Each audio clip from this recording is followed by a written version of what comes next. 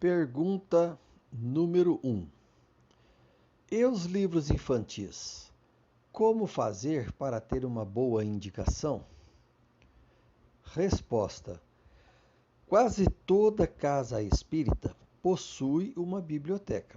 Se por acaso a que você frequenta não possuir em seu acervo livros para serem emprestados ou vendidos, e na sua cidade não houver outras alternativas, a opção será recorrer à internet e buscar os sites das federações espíritas estaduais ou mesmo da FEB, Federação Espírita Brasileira.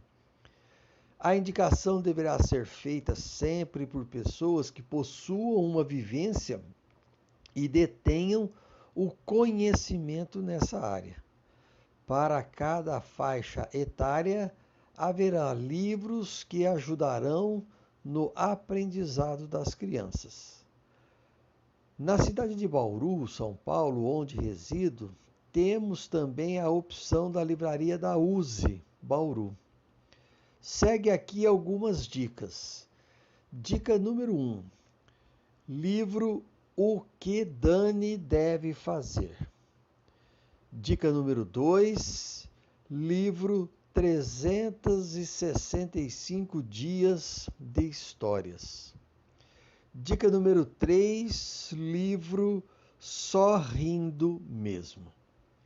Recentemente também, o Maurício de Souza, da Turma da Mônica, lançou vários livros em forma de gibi com histórias com a temática espírita.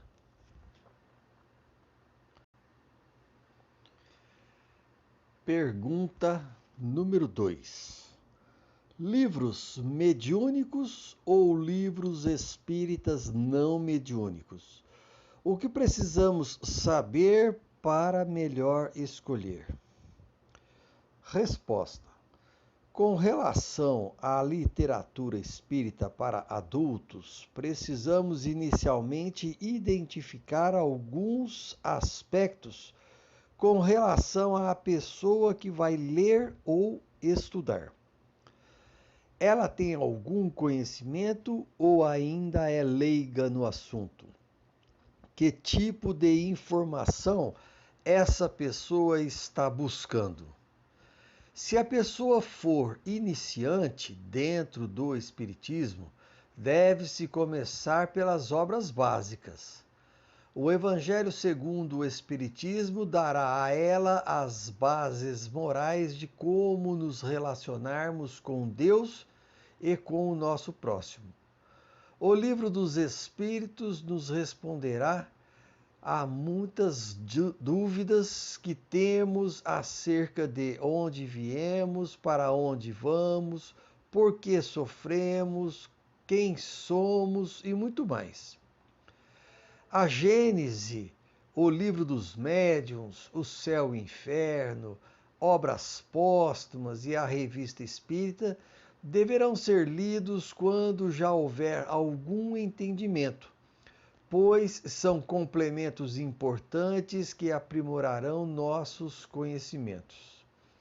Os livros mais aprofundados, específicos do assunto mediunidade, deverão ser estudados quando já tivermos algum conhecimento que nos permita o correto entendimento daquilo que será lido. Cada pessoa, caso a pessoa já possua um bom conhecimento e um bom entendimento e participe de trabalhos em grupos mediúnicos, então ela sentirá a necessidade de se aprofundar nos estudos e saberá se é o momento de escolher e ler os livros citados.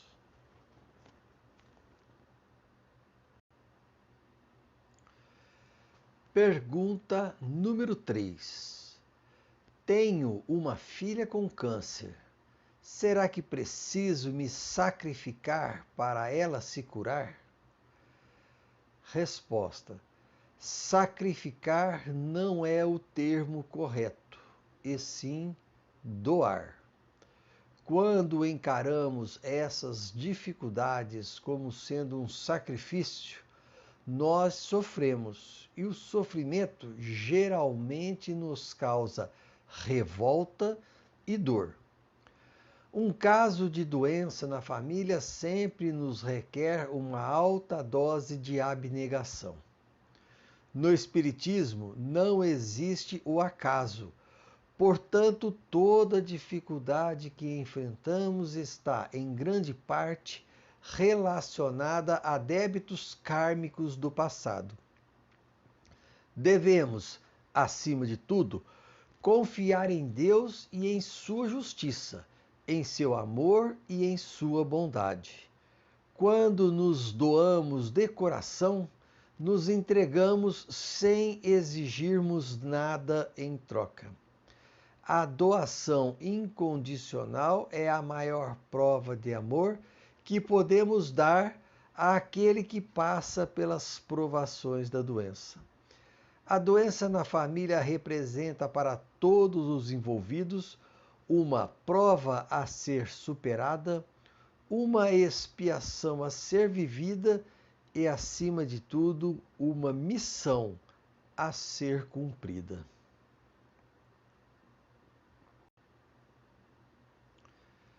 Pergunta número 4. A pastora da igreja disse que Deus vai levar a minha filha doente. Será que Deus revelou isso mesmo a ela?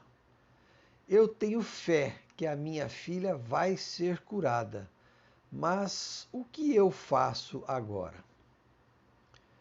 Resposta: acreditar e confiar são coisas distintas. Você pode crer ou não no que as pessoas te dizem. Nós temos o livre arbítrio para escolher sobre o que é certo ou errado em nossas vidas.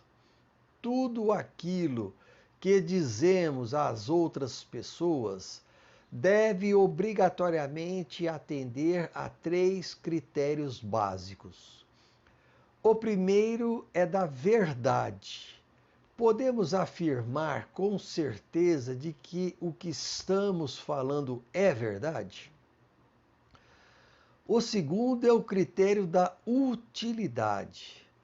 Aquilo que vamos falar será útil, irá beneficiar a outra pessoa? E o terceiro e último critério é o da bondade. O que vamos falar trará benefícios a outra pessoa? O que vamos falar está baseado na lei de amor, justiça e caridade? Se por um lado podemos acreditar ou não nas outras pessoas, por outro lado não podemos jamais duvidar da bondade e do amor de Deus. Fé não é acreditar, mas sim confiar. Na oração do Pai Nosso, ensinada por Jesus, há uma parte que diz: seja feita a sua vontade. Portanto, quando a situação apresentada em nossas vidas nos impede de efetivamente resolvermos o problema, devemos entregar a Deus, que é Pai e misericordioso. Nessas horas não deve prevalecer a nossa vontade, mas sim a vontade dele. O que não podemos jamais é duvidar do amor e da bondade de Deus.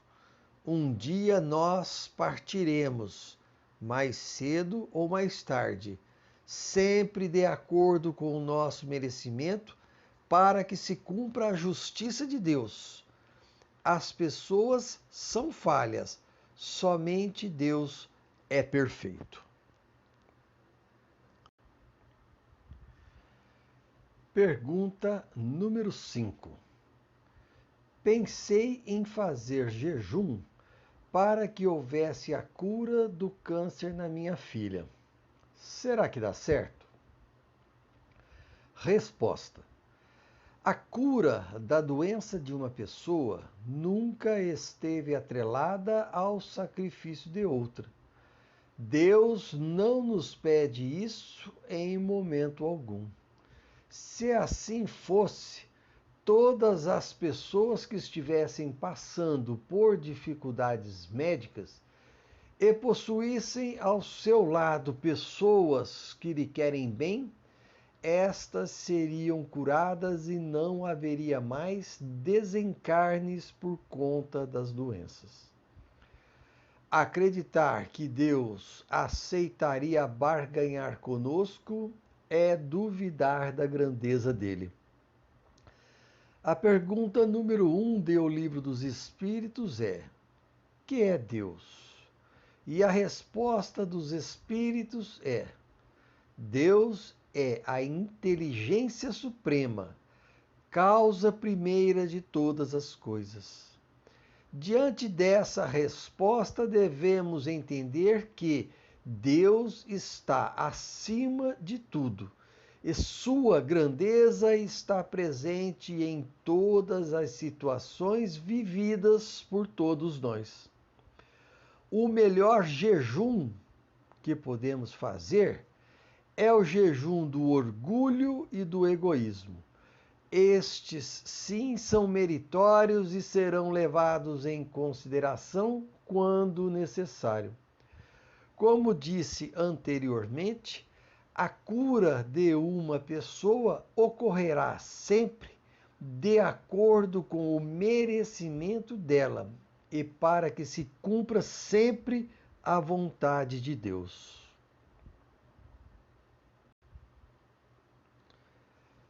Pergunta número 6. Estou lendo o Livro dos Médiuns. Parece que eu tenho uma mediunidade de cura. Estou orando e ajudando as pessoas. Está correto o procedimento? Resposta: o Livro dos Médiuns é um livro para ser estudado e não somente lido. Quando uma pessoa acredita que possua algum tipo de mediunidade, o procedimento correto é procurar uma casa espírita e buscar uma orientação correta. O trabalho mediúnico dentro de um centro espírita é sempre amparado pela espiritualidade superior da casa e os benfeitores espirituais do grupo mediúnico saberão direcionar da melhor forma a mediunidade de cada um. O trabalho mediúnico requer de todos aqueles que atuam em grupos mediúnicos que estes estudem constantemente, e o estudo proporciona aos integrantes do grupo um aprendizado mais completo e consistente.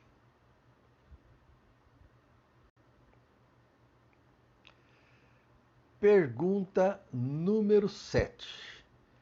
Minha filha está com câncer, mas é evangélica. Mesmo assim, os médicos espirituais a visitam? Resposta: sim. Todos nós recebemos o auxílio da espiritualidade superior. O fato de pertencermos a esta ou aquela religião não nos torna dignos ou não de recebermos o auxílio dos médicos espirituais.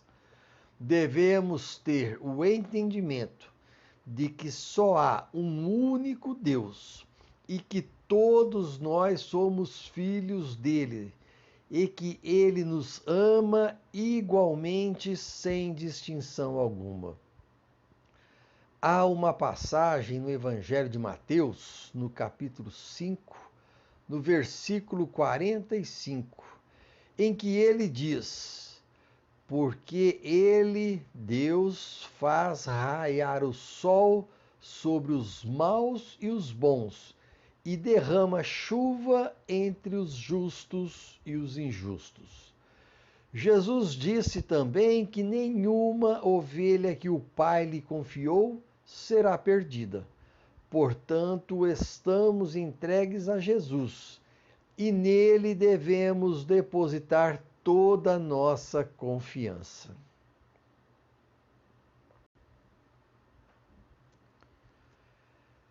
Pergunta número 8. O sacrifício mais agradável a Deus é aquele que a gente se sacrifica por algo melhor ou por alguém? Resposta: e o que seria esse algo melhor? Quando Jesus foi questionado sobre qual seria o maior mandamento da lei de Deus, Jesus disse: ama ao Senhor teu Deus de todo o seu coração, de toda a sua alma, de todo o teu entendimento. Eis o primeiro e maior mandamento. E completou dizendo: ame ao seu próximo como a si mesmo. Eis o segundo mandamento. Deus não nos pede sacrifício algum, mas sim que amemos uns aos outros. Se algo melhor pertence ao âmbito material, esse é passageiro. Porém, quando nos dedicamos a alguém e a esta pessoa destinamos os nossos maiores esforços, no sentido de que ela se melhore, a meritocracia será sempre maior. No Evangelho de Mateus, encontramos a seguinte passagem: quando formos ofertar a nossa oferenda e lembrarmos de que alguém tem algo contra nós, devemos deixar a nossa oferenda e ir se reconciliar com ele. O reconcilia-te com o teu inimigo enquanto estás a caminho com ele é uma regra de ouro para todos aqueles que ensejam se elevar espiritualmente. Pergunta número 9. Quando nos alimentamos em excesso, é verdade que entidades animais comem junto com a gente? Resposta: tudo que é em excesso não nos faz bem. A chamada gula é derivada do nosso egoísmo. Quando abusamos da ingestão de alimentos, atraímos para nós a companhia de espíritos que ainda possuem o desejo de comer alimentos sólidos. Estes espíritos buscam satisfazer seus desejos e suas vontades através dos fluidos corporais que exalamos quando nos alimentamos em excesso. Não se trata de entidades animais, e sim de irmãos nossos que ainda não aceitaram a sua condição de desencarnado e continuam vagando por este mundo. Alguns médiuns videntes já relataram que, quando vão a uma churrascaria, por exemplo, é comum verem muitos espíritos assediarem os mais invigilantes. Muitos destes médios já manifestaram publicamente que deixaram de frequentar estes ambientes para não presenciarem cenas de espíritos sofredores obsediando as pessoas. O correto é nos alimentarmos com aquilo que nós necessitamos e deixarmos o excesso de lado.